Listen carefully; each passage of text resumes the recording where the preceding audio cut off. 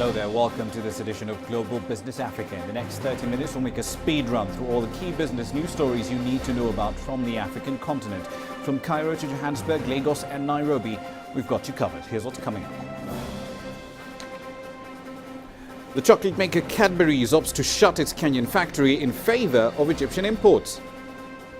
Millions are set aside in a bid to spur employment among small enterprises in South Africa. And from the catwalk to being a farmer, we'll have a beauty queen's mission to promote agriculture in focus.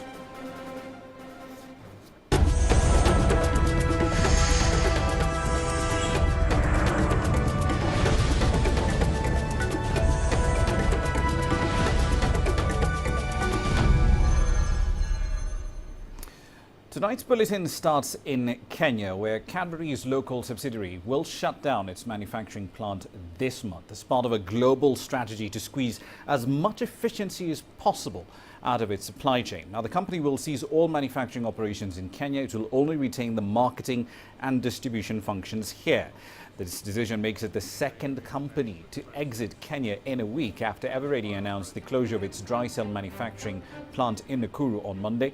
Mondelez International, the US-based parent company of Cadbury Kenya, says it will now focus on resources on manufacturing operations in which it can generate great efficiencies of scale. About 300 Kenyans are going to lose their jobs as a result of this shutdown. The company will import its products from Egypt in order to continue operating in the Kenyan market. Now, this is the second time in a week in which you're focusing on a manufacturing business that's moving its manufacturing operations, quote unquote, from Kenya to Egypt. Now, traditionally, the North African state and South Africa tend to be the point of comparison for Kenya's manufacturing sector. But what is it that, given the political turmoil Egypt has had since 2011, why is it its manufacturing sector is still attractive? Let's find out. Yasser Kim joins us now live from Cairo.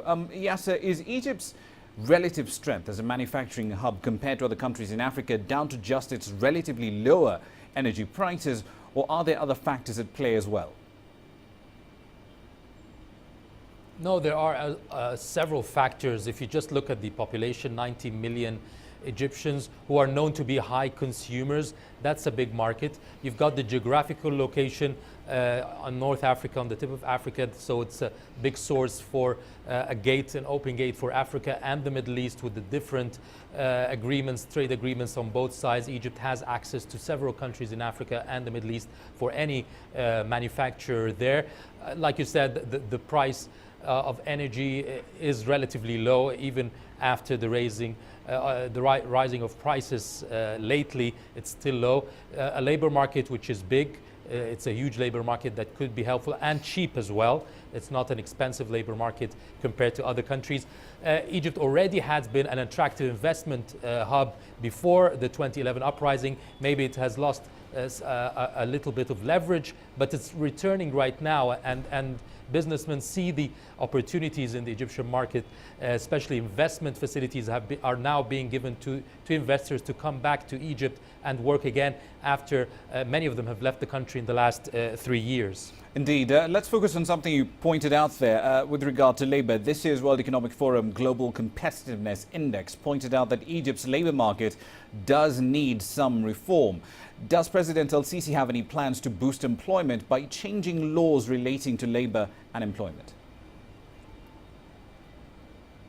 Yes, and it's not just about laws. Laws is a big problem because they're very outdated.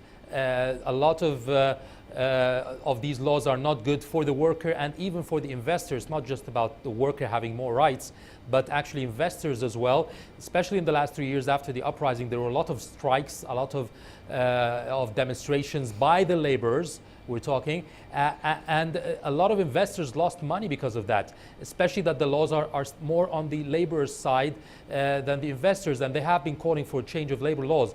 This is one point. Another point is a change in the mentality and the training and the skills for the laborers in Egypt. That's a very important aspect that needs to be addressed because there is a lot of labor, but many of them are not really skilled to the needs of the market. And this is another point that the president and the government are working on trying to solve. Indeed. Finally, Yasser, to go back to the point you made about having access to Egypt, or rather to various markets, Egypt's exports to COMESA made up just about 8% of its total trade a couple of years ago. Why is it that Egypt doesn't trade more with sub-Saharan countries? This goes back to the former president Hosni Mubarak. He was not the fan of Africa, if you might call it. He always looked at the West. He always pushed investors to go to the West to deal with the US, with Europe. He didn't really give much attention to Africa or the East in Asia.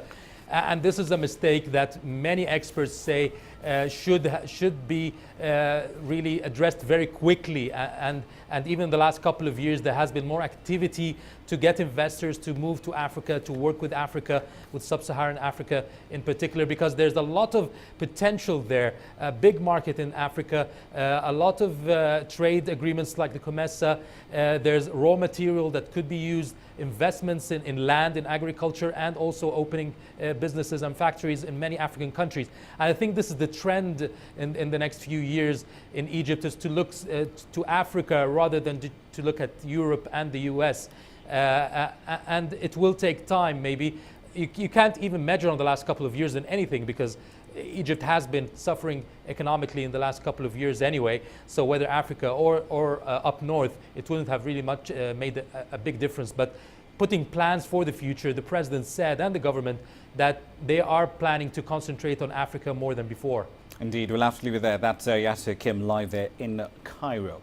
Now, let's move on to another story that has been dominating headlines all the way back from the start of the year. The continued spread of the Ebola virus in West Africa is still wreaking havoc to the region's economy as a whole. Trading and travel in Liberia, Guinea, Sierra Leone has been virtually paralyzed. Mining and farming in all three countries have been severely disrupted as laborers and farmers do remain grounded. Now, economic analysts say over 30% of business activity has stalled in the affected regions. Deserted markets, industry disrupted, and flights cancelled. As well as already having killed over 3,000 people across West Africa, the Ebola virus has already infected the region's economy. In Liberia, hardest hit by the epidemic, the economic focus looked grim. We see overall GDP projected to drop at 2.5%, and if this continues, likely to go negative. We see a potential impact of a little over $350 billion in terms of economic activities. In Sierra Leone, the quarantining of whole towns has meant the movement of 1.2 million people, and local trade has been hit hard. Since the emergence of the Ebola crisis, people are afraid to come and sell to us, and they're also afraid to come and buy. Before, when we went to market, we were able to buy goods cheaply. But now, since they're taking a risk to come here, the goods are very expensive. With some airlines abandoning the region altogether, hotels like this one in Guinea lie empty. We're at around 0% occupancy. I have 50 rooms in this hotel and there were only 2 taken. They're Senegalese who can no longer pay because the borders are closed and there are no more flights. The International Monetary Fund has granted an aid package of $130 million to Guinea, Sierra Leone and Liberia, but the economic impact of Ebola is estimated at $100 million for each country. Well, I think what we see with Ebola is there's almost like a slow squeezing of the different countries and the commodities sector. It's not that there's been any massive disinvestment suddenly, but what is happening is a slowdown of all operations. Everyone is putting everything on the back burner in terms of new investment. This is a worrying trend for the affected countries, although economic growth for many is the least of their concerns now. Alan Kiprop for CCTV. A water crisis that has affected parts of Johannesburg and surrounding areas of that city in South Africa still continues to bite. 10 days ago, a series of events led to a water shortage, which left many a community without water. Angelo Coppola filed this report from Johannesburg.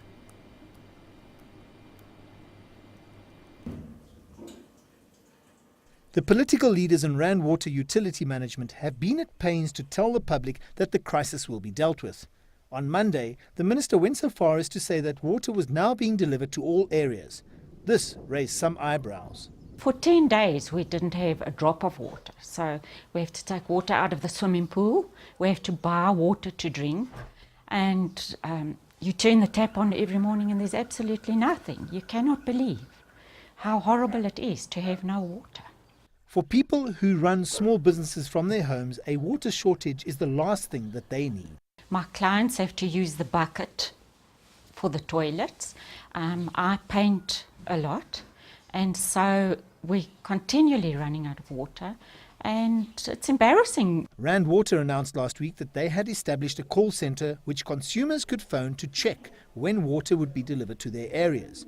The call centre has been inundated with calls from distraught businesses and residents who don't have access to boreholes. The lady says to me, no, you're going to have a problem with the flow of water, the pressure's going to be low, but 2 days and you'll have water. Well, 2 days and we don't have a drop, not even a low pressure, we don't have a drop. It's 1 day to go before the self-imposed deadline that was placed by the Rand Water Board CEO to have water delivered to all the affected areas. Clearly not everyone has water, and clearly people are upset. We'll wait to see when everybody actually does get water and whether this problem has been resolved. I'm Angelo Coppola for CCTV in Krugersdorp on the west side of Johannesburg. Let's revisit one of our top stories today. The focus, of course, on the economic damage that is being wreaked by Ebola right across West Africa, specifically in Guinea, Liberia and Sierra Leone. Let's get some more details on the funding side of it, or at least of the response to that crisis, from Kelly Lemon. She's live in London right now. Kelly, with regard to the economic damage being done by Ebola, how does it compare to the sort of economic damage you tend to see after civil conflict? Are these two comparable? Well, there are some similarities in the sense that we're seeing countries appeal for international support in terms of financial aid and resources on the ground. We're seeing both the human and financial cost of the crisis, and there's no sign the situation is coming to a close. So, yes, there are some similarities in terms of international reaction, but the causes are very different, as is the long-term impact. Now, we're dealing with a humanitarian crisis which isn't politically motivated. The outbreak isn't restricted to one area, and the nature of the crisis is very different, and that's why we're seeing the countries involved suffer economically. Now, in late September, the IMF did estimate that the funding gap in the response to the Ebola crisis was about $300 million. Do we have any idea how big the funding gap is today? Well, it's very difficult to calculate, and since this crisis emerged, it's been quite problematic for authorities to crack down on all the necessary figures. Remember, the scale of the outbreak, the various different locations and governments involved, and it's a very liquid situation. Now, the IMF approved $130 million of aid last week and warned of the economic consequences. Today, the UK is making a plea for international help, with one charity warning 5 people are being infected with the virus every hour in Sierra Leone. Indeed. Finally, Kelly, most of the cash that's going into the emergency funding right now is going into getting personal protective equipment, training of health workers, essential materials, and so on. But even despite the lack of data, do we have an idea of what funding needs will have to be met after the outbreak has been contained? Well, then it's a case of looking at the longer term impact for the countries involved. The fund dealing with the financial aid says preliminary estimates indicate the crisis could shave at least 3 percentage points from economic growth in Liberia and Sierra this year. And that's key, because a lot of these regions were enjoying economic growth prior to this crisis, which is why analysts are so concerned about the damage this will do to the countries as they look to recover from the crisis. And that's when we're really going to look at the long term impact and the help that will be needed then. Indeed, we'll have to leave it there. Kelly Lemon live in London. Let's make a quick run through the markets here for you. A clean slate of red numbers, as it were, right across the board. Down about 2/10 in Nigeria, the all-share down about 1/3, or rather 2/3 in South Africa. This is a 4th day of declines in the JSE. Broadly the exact same story that we've been seeing across the board. Commodity prices falling down, and that's dragging mineral stocks a lot lower. But the decline has not been restricted to just mineral stocks. Nedbank, for example, it announced it's taking up a 20% stake in Ecobank for about $500 million or so. But its shares ended the day lower today, down 1.8%.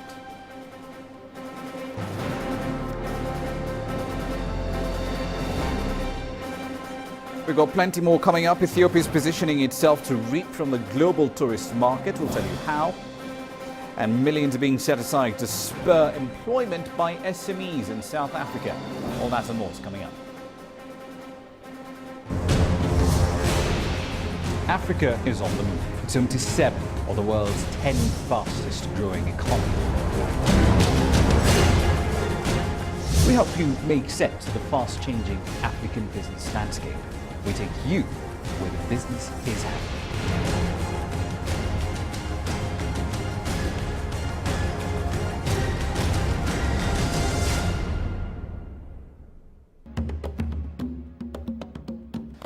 African leaders have been urged to make it easier to move and do business across borders within the African continent. Africans should be free to move in their continent, to do business, to interact, if we are to grow the levels of investment and trade that will ensure that we are able to create the jobs for our people that we require.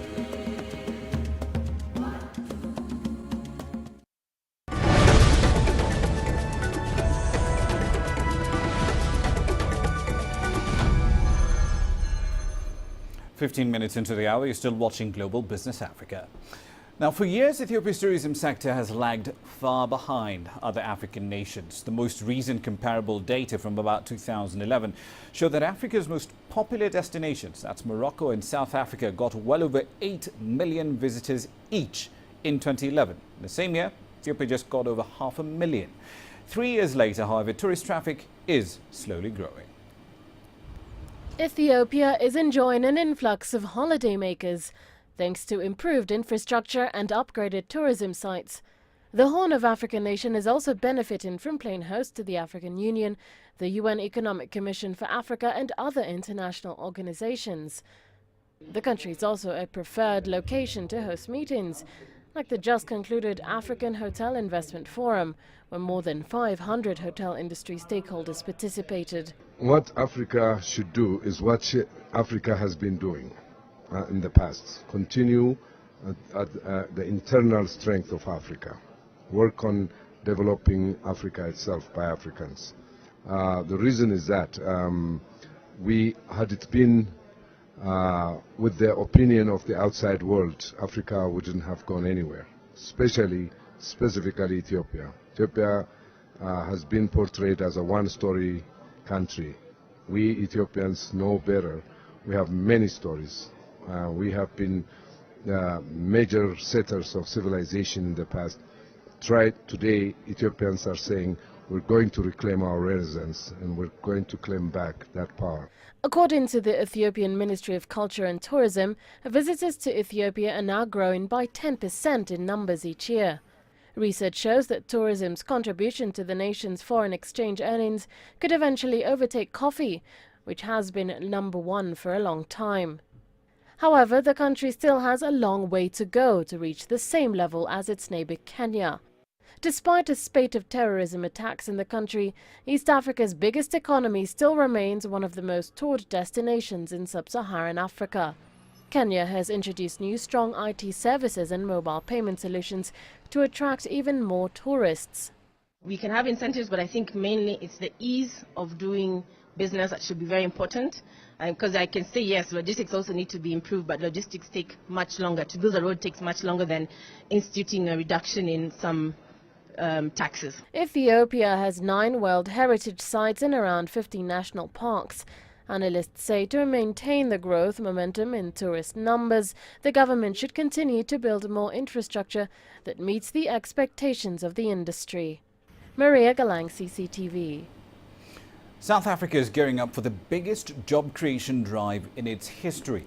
As Sumitra Naidu reports, the government is concentrating its efforts on enabling small and medium-sized enterprises create 11 million jobs in the next 15 years. SEDA, the Small Enterprise Development Agency, was established 10 years ago under the Department of Trade and Industry to help entrepreneurs grow their businesses. The agency does not provide any funding, but helps to develop businesses with support and mentorship. People who really want to sell some apples and bananas in a street corner somewhere, they do come to SEDA for things like business profiles, business plans. So that's where we start, up to a level where we supply services to people like small enterprises that want to export overseas, that want to create more jobs. Unemployment in South Africa has remained at levels above 25% for years. a crisis for the government and the economy. Most of the country's unemployed are young people between the ages of 18 and 34. South Africa is now targeting its small business sector to be the driver of job creation from now until 2030. SEDA needs to, in my mind, around the cooperatives especially space, is to go back to the fundamental ideology of the movement of cooperatives, because we have almost been working in SMME spaces, but we have forgotten that cooperatives is a movement. It's about building communities. Since its inception, SEDA has helped to grow more than 120,000 businesses. They've helped me to actually, from starting of the business plan, to have my business plan done.